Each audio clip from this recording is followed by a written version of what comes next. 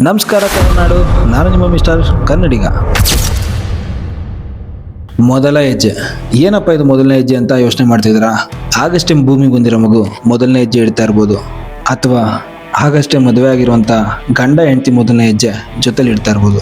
ಅದೇ ರೀತಿ ಸುಮಾರು 3 ವರ್ಷಗಳ ಹಿಂದೆ ನಾನು ಯೂಟ್ಯೂಬರ್ ಆಗಬೇಕು ಅಂತ ಅಂದ್ಬಿಟ್ಟು ಯೋಚನೆ ಮಾಡಿದಂಥದ್ದು ಮೊದಲನೇ ಹೆಜ್ಜೆ. ಈ ಮೊದಲ ಹೆಜ್ಜೆ ಇರುತ್ತೆ, ಇದನ್ನ ಇಡೋದಕ್ಕೆ ನಾವು ತುಂಬ ಸಮಯ ತಗೋತೀವಿ. ನೀವು ಒಂದು ಮಗುವನ್ನೇ ತಗೊಂಡ್ರೆ ಆ ಮಗು ತನ್ನ ಮೊದಲನೇ ಹೆಜ್ಜೆ ಇಡೋದಕ್ಕೆ ಸತತ ಪ್ರಯತ್ನಗಳನ್ನ ಪಟ್ಟು ಅದಾದ ನಂತರ ತಾನು ಹೆಜ್ಜೆಯನ್ನು ಇಡಬಹುದು ಅನ್ನೋ ವಿಶ್ವಾಸ ಮಗುಗೆ ಬಂದ ನಂತರ ಹೆಜ್ಜೆ ಇಡೋದಕ್ಕೆ ಸ್ಟಾರ್ಟ್ ಮಾಡುತ್ತೆ. ಆರಂಭದಲ್ಲಿ ಹೆಜ್ಜೆ ತಪ್ಪಾಗಿ ಇಡ್ಬೋದು, ಆದರೆ ಹೋಗ್ತಾ ಹೋಗ್ತಾ ಆ ಹೆಜ್ಜೆ ಸರಿಯಾದ ದಿಕ್ಕಿನ ಕಡೆ ಕರ್ಕೊಂಡು ಹೋಗೋದಕ್ಕೆ ಶುರು ಮಾಡುತ್ತೆ. ಯೂಟ್ಯೂಬ್ನ ನಾನು ಪ್ರಾರಂಭ ಮಾಡಬೇಕು ಅಂತ ಅಂದ್ಕೊಂಡಾಗ ನನಗೆ ಮಾಡೋದಕ್ಕಿಂತ ಹೆಚ್ಚಾಗಿ ಮಾಡಿದ್ರೆ ನೋಡ್ತಾರ ಅನ್ನುವಂಥ ಭಯ ಶುರು ಆಗ್ತಿತ್ತು. ನನಗೆ ಇದು ಸರಿಯಾಗಿ ಫಿಟ್ ಆಗುತ್ತಾ, ನನಗೆ ಯೂಟ್ಯೂಬ್ ವಿಡಿಯೋನ ಕ್ರಿಯೇಟ್ ಮಾಡುವಂಥ ಕ್ರಿಯೇಟಿವಿಟಿ ಮತ್ತು ಟ್ಯಾಲೆಂಟ್ ಇದೆಯಾ ಅನ್ನುವಂಥ ಡೌಟ್ ಬರ್ತಿತ್ತು. ಅದ್ರ ಜೊತೆಗೆ ಮಾಡಿದ್ರೆ ಏನಪ್ಪ ಮಾಡೋದು, ಹೇಗಪ್ಪ ಕಂಟೆಂಟ್ಸ್ಗಳನ್ನ ಹುಡ್ಕೋದು, ಈ ಒಂದು ಹಾದಿಲಿ ಹೋದರೆ ನನಗೆ ಯಶಸ್ಸು ಸಿಗುತ್ತಾ ಸಿಗೋದಿಲ್ವಾ ಅನ್ನುವಂಥ 108 ಕ್ವಶನ್ಗಳು ಕಣ್ಮುಂದೆ ಇತ್ತು. 108 ಆಲೋಚನೆಗಳು, ಜೊತೆಗೆ 108 ಅಭಿಪ್ರಾಯಗಳು.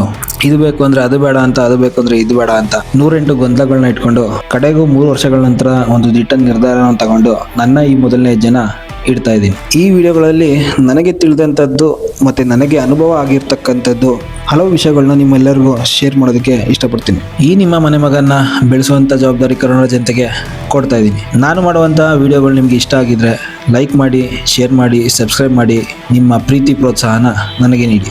ಹಲವು ನನ್ನ ಸ್ನೇಹಿತರು ಹೇಳಿದಾಗೆ Jack of all master of ನನ್ ಅಂತ ನನ್ನ ನೆಚ್ಚಿನ ಕರುನಾಡ ಜನತೆಗೆ ದೊಡ್ಡನವರು ಕೊಟ್ಟ ಹಾಗೆ ಯುವ ದೋಪ್ನ ಕೊಡೋದಕ್ಕೆ ಇಷ್ಟಪಡ್ತೀನಿ.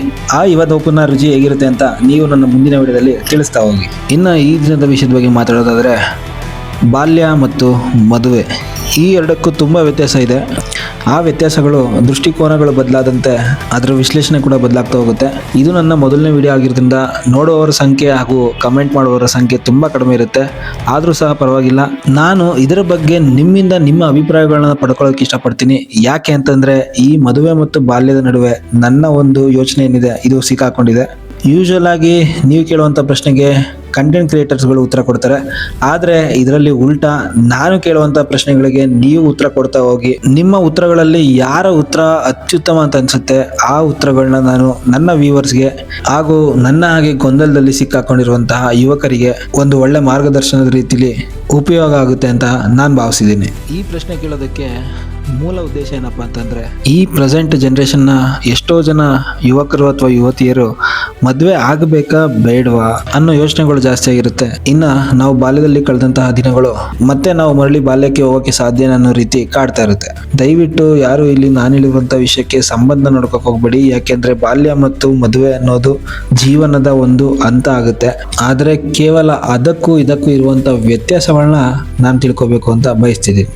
ಮತ್ತೆ ಮುಂದಿನ ವಿಡಿಯೋದಲ್ಲಿ ಸಿಗೋಣ ಅಂತ ಹೇಳ್ತಾ, ನಿಮ್ಮ ಉತ್ತರಕ್ಕೆ ಈ ಮಿಸ್ಟರ್ ಕನ್ನಡಿಗ ಕಾಯ್ತಾ ಇರ್ತಾನೆ ಅಂತ ಹೇಳ್ತಾ, ಇಲ್ಲಿಗೆ ನನ್ನ ಪಾರ್ಟ್ 1 ಆದಂತಹ ಮೊದಲ ಹೆಜ್ಜೆ ಇದನ್ನು ಮುಕ್ತಾಯಗೊಳಿಸ್ತಾ ಇದ್ದೀನಿ. ಪಾರ್ಟ್ 2 ಅಲ್ಲಿ ನಿಮ್ಗೆಲ್ರಿಗೂ ಮತ್ತೆ ಸಿಗ್ತೀನಿ. ನಮಸ್ಕಾರ.